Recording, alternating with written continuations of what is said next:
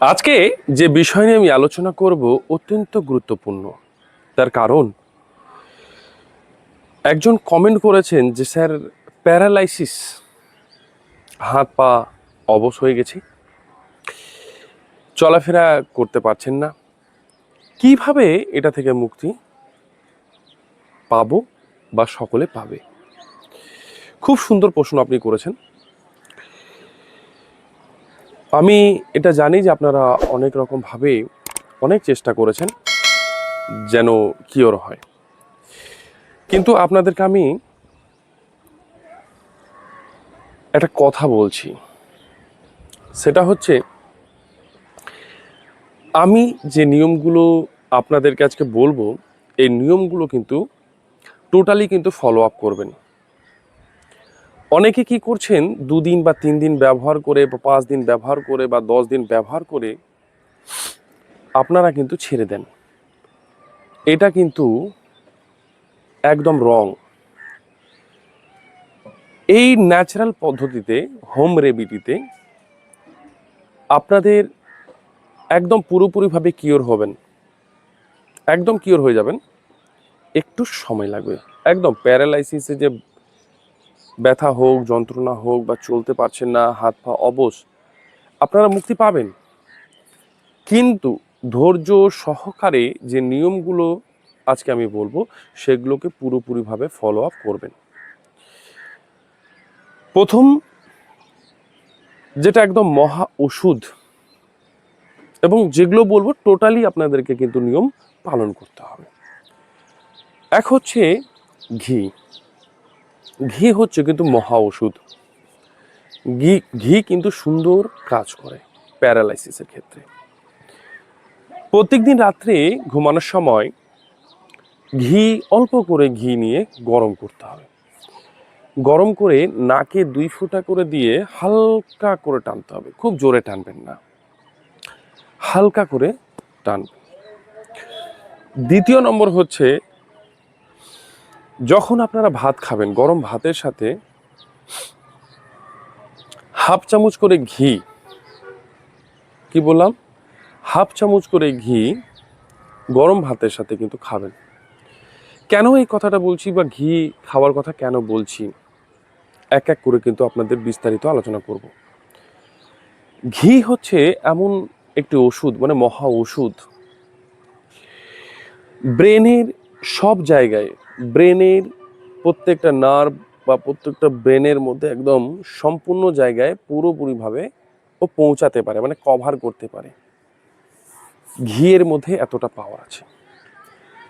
কিন্তু বাকি আপনি যতই ওষুধ খান না কেন, সব ওষুধ বা সব মানে ওষুধ ব্রেনের সব জায়গায় পৌঁছাতে পারে না। কিন্তু একমাত্র ঘি রয়েছে যেটা ব্রেনের আপনার প্রত্যেকটা জায়গায় কিন্তু পৌঁছাতে পারে।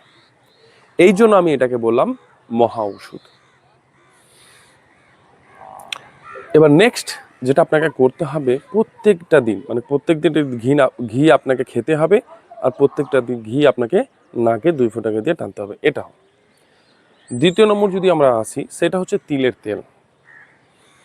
এই তিলের তেল আপনি কি করবেন, রাত্রে ঘুমানোর সময় আপনি নাভিতে, মানে তিলের তেলটা হালকা গরম করে নাভিতে 3 থেকে 4 ফোঁটা কিন্তু দিয়ে দেবেন। দেওয়ার পরে এই যে নাভি, আপনি নাভিতে এভাবে করে দিলেন, তো নাভিতে দিয়েছেন, দেওয়ার পরে হালকা এইভাবে করে করে নিন, মানে যেভাবে প্রলেপ করতে হয় এভাবে একটু হালকা, মানে জোরেও না, হালকা করে। তো যে সময় আপনি নাকে ঘি দিলেন, সে সময় তার পরে পরে আপনি কিন্তু তিলের তেলটা নাভিতে দিবেন। এই তিলের তেল, মানে আপনাকে যারা প্যারালাইসিস হয় তাদের কিন্তু প্রচণ্ড কিন্তু মালিশ করতে হয়, মানে দিনে 3 বার 4 বার 5 বার মালিশ করতে হয়। মালিশ কি সরষা তেলে করবেন, নারকেল তেলে করবেন? না, যে তেলে করতে হবে সেটা হচ্ছে তিলের তেল। এবং তিলের তেল প্যারালাইসিসের জন্য, ব্যথার জন্য খুব কাজের, কিন্তু খুব আরামদায়ক এবং খুব তাড়াতাড়ি রিলিফ দিতে পারে। ওই তিলের তেল নিয়ে ওর মধ্যে, মানে যতটুক আপনাকে মালিশ করতে হবে ততটুকুই আপনি নেবেন। নিয়ে 3 থেকে 4, মানে 4টা বা 5টা রসুনের কোয়া নেবেন 4টা বা 5টা। রসুনের কোয়া নিয়ে ওই তেল এবং রসুন দুটোই ফুটবে, মানে ফুটাতে হবে। হালকা গরম টরম হয়ে গেল, 2-4-5 মিনিট করলেন। গরম হয়ে যাওয়ার পরে তারপরে হালকা হালকা যখন গরম থাকবে ওই অবস্থায় কিন্তু মালিশ করতে হবে। মনে রাখতে হবে দিনে 4 বার, 5 বার, 6 বার যখনই আপনারা সময় পাবেন মালিশ করান। এই মালিশ কিন্তু আপনাকে চলতে ফিরতে সাহায্য করবে এবং যে পা বা হাত অবশ হয়ে গেছে বা পা হাত ঝিনঝিন করছে সেটা কিন্তু 100% সে রিলিফ দেবে। কন্টিনিউয়াসলি এটা চলতে থাকবে, দেখবেন 10 দিনের মধ্যেই আপনার ভালো একটা বেনিফিট কিন্তু আসবে। 20 দিন করবেন, 25 দিন, 30 দিন, 35 দিন, 40 দিন, প্রায় 40 দিনের মাথায় 95-96% কিন্তু আপনার রিলিফ পেয়ে যাবেন। এটা 60 দিন পর্যন্ত করবেন। কিন্তু 5 দিন 10 দিন করে আপনি হালকা রিলিফ পেলেন, ছেড়ে দিবেন, তাহলে কিন্তু হবে না। এটা কন্টিনিউয়াসলি কিন্তু আপনাকে চালিয়ে যেতে হবে। বা কোথাও যদি বুঝতে অসুবিধা হয় আমার সাথে যোগাযোগ করে নেবেন, কন্ট্যাক্ট করে নেবেন, কন্ট্যাক্ট নাম্বার দেওয়া আছে, আমি একবার দিয়ে দিব। এবার তৃতীয়ত যেটা করতে হবে, প্রত্যেকদিন সকালে খালি পেটে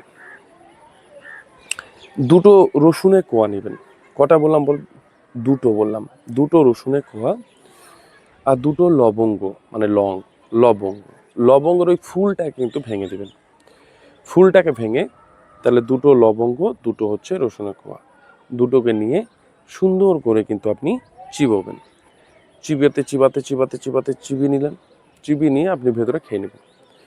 পর থেকে হালকা উষ্ণ গরম জল 1 গ্লাস চায়ের মতো করে পান করবেন। এই যে নিয়মগুলো আপনাকে বললাম, এই নিয়মগুলো আপনাকে সুস্থ করতে খুব সুন্দরভাবে সাহায্য করবে। চতুর্থ নম্বর হচ্ছে যে আপনি প্রত্যেকদিন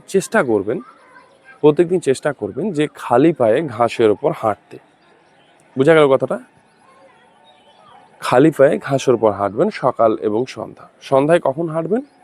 খাওয়া দাওয়া করে নিয়েছেন, করে নিয়ে আধা ঘন্টা পর আপনি হাঁটাহাঁটি করুন। 10 মিনিট পারুন, 5 মিনিট পারুন, 10 মিনিট পারুন, 20 মিনিট পারুন, 15 মিনিট পারুন, যতটা আপনার ভালো লাগে ততক্ষণ হচ্ছে হাঁটবেন। কিন্তু ঘাসের উপর খালি পায়ে হাঁটবেন, জুতো পরবেন না। জুতো পরলে তাহলে কিন্তু আর কাজ করলো না। এই যে 4টে পদ্ধতি আপনাকে আমি বললাম, এই 4টে পদ্ধতি কন্টিনিউয়াসলি একদম ভালোভাবে খুব সুন্দরভাবে আপনাদেরকে কিন্তু পালন করতে হবে। দেখবেন আগামীতে আপনারা পুরোপুরিভাবে সুস্থ হয়ে গেছেন এবং যারা বাড়ির সদস্যরা যারা খুব চিন্তায় থাকেন, ডিপ্রেশন থাকেন, চিন্তা করেন কি হবে, ভালো হবে না, অনেক টাকা খরচা করছি, অনেক ওষুধ খাচ্ছি, কিছুই হচ্ছে না, আমার কথাটাকে একবার আপনারা রাখুন, বিশ্বাস করুন, ব্যবহার করুন।